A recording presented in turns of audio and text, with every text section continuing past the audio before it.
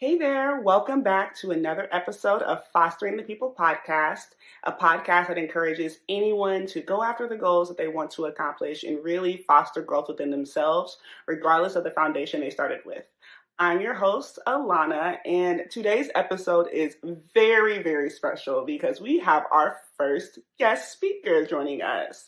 And so this person is someone who is truly near and dear to my heart. I literally would not be here today if it was not for her and her support just throughout my life. Miss Sue Meredith was a former court appointed social advocate, which is a CASA worker. And so I met her very early on when I was in the foster care system, and she has been in my life ever since. And so I had only known her as a CASA worker and as a state representative for the state of Missouri. But I didn't know that that's not where she started, and that's definitely was never her intention to end up there. And so before she became a state representative, she started off as a mother who chose to stay home with her children.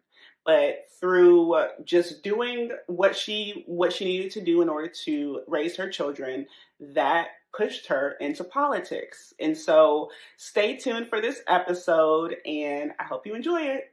Miss Sue, do you want to share a bit about just your career journey and exactly how you got to the point where we ended up meeting me? Well, one of the things you always try to do in life is help others. That's, what it's about. We're not in this alone. We're not part of a mob. We're individuals that can reach out and help other individuals. And that's just kind of how I look at life. That's how I've always looked at life. When I was a little kid, my mom always participated in fundraisers to help raise money to provide Thanksgiving baskets for the school I went to, the elementary school. So that was just kind of the way I grew up. And as far as me personally, I've had a very interesting journey. And as my husband says, box? What box? As far as I'm concerned, there is no box. I don't look at life as a path. I look at it more as, oh, well, there's a forest over there and there's trees. And over here, there's a nice little lovely valley. And there's some hills over there. And, oh, let's go see what they are. Not sit back and wait for life to happen. As far as CASA is concerned, I think I heard about it and thought, well, that's something I might be able to do. And it was training. There was a lot of training, like 16 weeks of training. And you went and you sat in a classroom for 4 hours every week for 16 weeks. And the idea was to advocate for the children, whichever, and not be on the parent side and not be on the grandparent side, just be on the kid's side. What is best for the child? That's where we started, Alana and I. And yep, she was a challenge. Sometimes she still is. Hold up. And you have definitely gotten out and spread your wings. You have gone after things that I thought, what is she doing? Has she lost her mind? But no, Just a little. you wanted it. You went for it. And I didn't see it was anything to discourage, so I encouraged. And there we are. So that's where we started. And so you brought up a point of, really encouraging people to, even if there are roadblocks, to just, don't allow those roadblocks to impede your growth and going after more. And so what I didn't mention and I wanted to talk to you more about is, can you kind of just dive in deeper to how you started as a stay-at-home mom and then ended up being a state representative for 3 terms? It took a long time, but I always felt that if you have children, and this is just me, that you need to take care of them. You need to be there for them all the time. And so when I had children, that's what I did. I had a goal of going back to school. I had managed after high school to go to the junior college, but that was kind of set up so anybody could go, and so I did. And I really wasn't meant to be a student at that particular time in my life. My youngest was in 2nd grade. I went back to school part-time. Then later, well, I went back to school part-time, got my associate's degree, and then went on and went to Webster University and got my bachelor's degree. Graduated from high school in '64, graduated from college in '93. It was a long time. Well, so let's take a step back. So you said you graduated from high school in 1964, but you didn't graduate from college, undergrad, until almost 20 years later. Like, well, actually, no, almost 30 years later, 29 years to be exact. A lot of people think that if they don't do it now, they can never go back and do it. But you didn't accept that particular like mindset. Yeah. And what put the fire under you to go back after 29 years? Because that seems pretty daunting for a lot of people. The last 2 years I went full time. It was something I hadn't finished. It wasn't done. It was something that was left unfinished, and I needed to go back and finish it. So yeah, I think that that's a really good point that you made. That like even though life was lifing because life happens for everybody, you didn't. You still had your own goals, and yes, you were a mom. You showed up, and you know were in your children's life, but you still had your own goals outside of that, and so you didn't allow the responsibilities to derail your own dreams. And so to the next topic, how did you really get into politics specifically? Like, what was the catalyst that kind of pushed everything forward? Oh, well, there was a whole bunch of stuff that happened in the middle. I was, as part of my education, actually what happened was I was sitting in a classroom, a class in national politics at the junior college. And I was in the middle of taking a final. You're supposed to be paying attention to what you're doing. And all of a sudden it hit me, just like fell out of the sky. You can do this. You understand this. You get this. You know how this works. And my first reaction was, I'll be damned. Politics? Oh my God, no. Well, life is life, and you just proceed along. I was sitting at home one day studying. I was still at the junior college studying, and a knock came at the door. And I went and answered the door. And there was a young man standing there that I had met when I went to vote, because I always voted. And he asked me, what am I doing home? And I said, what are you doing knocking on my door? You don't think people are going to be home? That doesn't make any sense. He said, well, yeah, okay. And he introduced himself. We chatted for a while, and I thought, this guy's crazy, but he's pretty cool. I like him. They told me I could put a sign in my yard. He came back later, and he discovered that I had been sitting there studying. He was asking what I was doing. We talked. He said, well, if you're going to Webster, they have internships, and I'd like for you to come to Jeff City with me as an intern. I thought, hey, what the heck? That sounds like a cool thing to do. It was a little strange because I had 2 children at home. I had an 11-year-old and a 14-year-old. I went to Webster, and Webster said, we can't let you do that because we want you to be on campus for a first semester so we get to know you. And this young man went to them and argued the case. And bottom line is, I went to Jeff City with him to be his intern. Anyway, at the end of the internship, I went on my merry way and went back to school. And he asked me to run for school board. Well, of course, I laughed hysterically and happened to flip the chair over, so I'm laying on the floor laughing. And he said, no, I'm serious. And I said, but it takes money. I don't have money for that. He said, well, I think you should do it. I've got backing. You've got backing. I can't tell you who it is, but we want you to run. So turned out I went and I put my name on the ballot, and I ran, and I won by a lot. I beat the 2 incumbents. You beat the 2 incumbents, so that in itself is like, wow, that usually doesn't happen, especially in a very comfortable district that you ran in. Yeah, it was interesting, and then of course that we had a lot of challenging issues, big challenging issues, and I think I did that. I was elected in '82. Let's just say, was somewhat disruptive on the board. Yeah. We had the busing issues, the various trying to think of a nice way to put it. Basically, the teacher strikes. They were going to strike and so forth, and they didn't. Meanwhile, back at the ranch, during that 3-year time period, I got divorced, got married, and was pregnant. Wow. I ran again. It was a busy year. I ran again, and I lost in 85.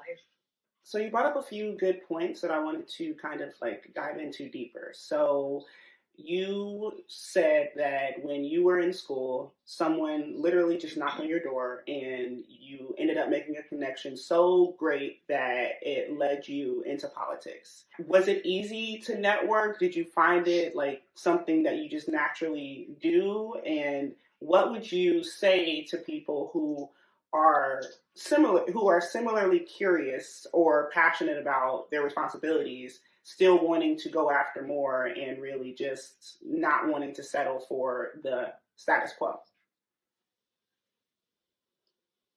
Well, first of all, I wasn't reaching for it. I wasn't striving for it. I wasn't working for it. It wasn't a goal. It was my life.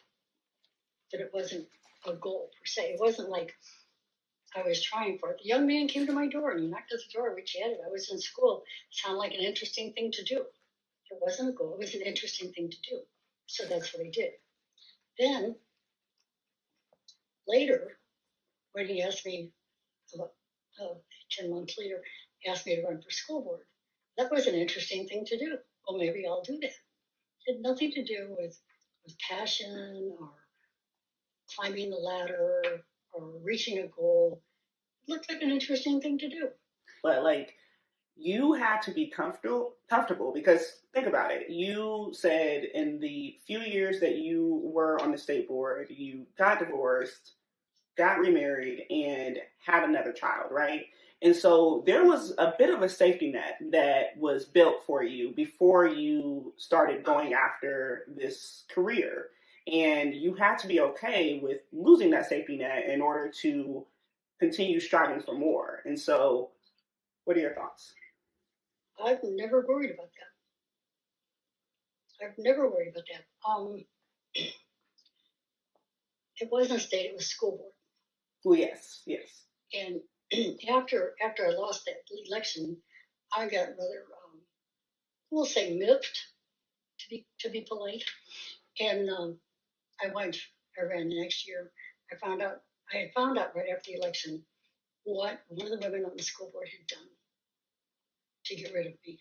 And not only did I bump her off the school board, I also beat somebody who had never been beaten in 20 years of being on the school board.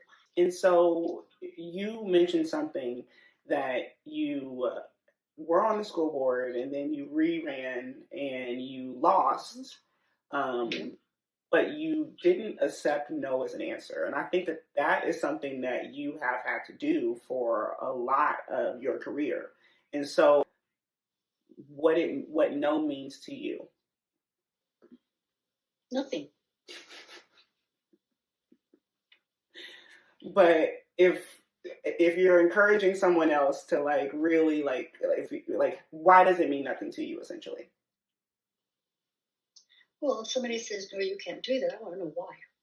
So you don't accept no as an answer. You don't accept no at all. You need to understand why, and if it doesn't relate or if it doesn't feel justifiable to you, then you find another way to get your yes. Well, if it's a reasonable, if there's a reason for the no, okay, fine. If it's arbitrary, not so much. Not so much. But your question had to do with state rep. I was on the school board. I was elected in 82, not elected in 85, re-elected in 86. My term ended in 89. Okay? Mm-hmm. What did I do then? Oh, I know. I got a job. One that paid. So to transition to just thanks for sharing your story. I think it is very informative and will help a lot of people really just understand that even when someone puts you in a box, like you don't have to stay there. Whatever preconceived notion someone has of you, it's up to you to challenge that and still like not accept whatever identity someone wants you to conform to. And I find that very powerful for myself because as a former foster youth, there were so many expectations placed on me in terms of like where I would end up. And as you mentioned earlier, the one thing I didn't do was stay in the box. I, spread my wings, and your support and overall encouragement really like fueled me when I didn't have that many other people to like, to do that because what people don't understand, they really can't support. And even though you didn't understand it, you didn't allow that to prevent you from encouraging me. So thank you for that. It's been interpreted as an embarrassing situation as you were thrust in. Yes. Yes. But to me, I don't even think about it. Yeah. I don't think about somebody telling me no. When I was an intern and I was leaving Jeff City, I was in my car and I had stopped, parked around the back of the Capitol, and I was sitting there looking at the building, and I thought, I'll be back someday. I'll be back. And thinking about it, looking back at that, life is kind of circles. Yeah. You go in a circle. I did that with the going back to school thing. And I did that with the state rep thing. Someday I'll be back. And I didn't do any of it for any kind of winning a popularity contest, getting my way, climbing a ladder. I never looked at any of it like that. It was an opportunity that presented itself, and I took it. Yes. And as far as somebody telling me no, okay, we'll find another path. Yeah. And that's definitely the mindset that I've had to have just throughout really most of my life. And so essentially you're saying that you've been resilient throughout any trials and tribulations. Pretty much. My question to you is, do you think resilience is something that you're born with or something that you build? And why? Thank you. I had a very good example in my parents for that. I don't think you're born with it. You can be raised with it. And then it's up to you. I mean, I have 4 siblings, and none of us are the least bit alike. Mm-hmm. So it's something that you build up within yourself. And like in my case, totally unaware of it. Yeah. I just go along and do my thing. And then I decide to try something new. And so what would you say to someone who feels like they're starting too late or thinks that it's too late for them to go after more? Are they still breathing? If they're still breathing, it's not too late. Yeah. Sitting up and walking helps too, but most of all, if you're still there, you're still there. So why not? What if they have too many obstacles? I know that you mentioned that you were going back to school, you had an internship, and you had a family at home. Like, what if they think that they just don't have the support or they have too many obstacles to really start that path for themselves? Sometimes you don't have that support. Sometimes it just appears to be there. Yes. Appearances and reality are not the same thing. Yeah. And if there's a tree in the path, don't cut the thing down. Just bend the way around it. Yeah. You don't have to go through the slash and burn. I agree. Definitely agree. Yeah, I think it's never too late. I mean, I'm speaking from a different perspective, but there are a lot of things that I still want to do with my life that I wanted to do 5 years ago. And hey. So if it takes 30, so what? Yeah, I mean, it took you 29, but after that 29, you skyrocketed from there. So. Well, then I got my master's degree after that. So. What does living in your purpose mean for you at this point in your life then? I don't know that I have a purpose. I think you do have a purpose. I find at least your purpose in my life is to be just kind of like a my rock and my sounding board as I navigate and experience everything this life has to offer. I'm always relying on you and just asking you just random questions and asking for advice and things like that. And I'm sure that Yeah, I'll accept that one. yes. And I'm sure you did that with many other people. You mentioned how when you were on the school board, there was a child a with AIDS that you like helped navigate that whole process when no one else even like it was completely a foreign concept for people. And so it seems that one of your purposes in life, definitely not all of them, is to really advocate for those who can't advocate for themselves, as you did with him, as you did with me, and my twin sister, and a lot of other people. And I'm sure your constituents. That's what you're supposed to do. Not many people think that way. Well, where's the pity? Yeah. Where's the pity? If we all could just watch out for ourselves and each other, don't go around swinging your fist, but watch out for ourselves and each other, I think everybody would get along a lot better. Yes, I agree. So, is there anything you want to say in closing, Sue, before? I am very, very proud of you. Thank you. You have turned out. You've come a long way. And you're growing up to be a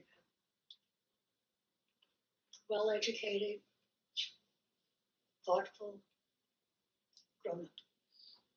It was a different childhood you had. Yes.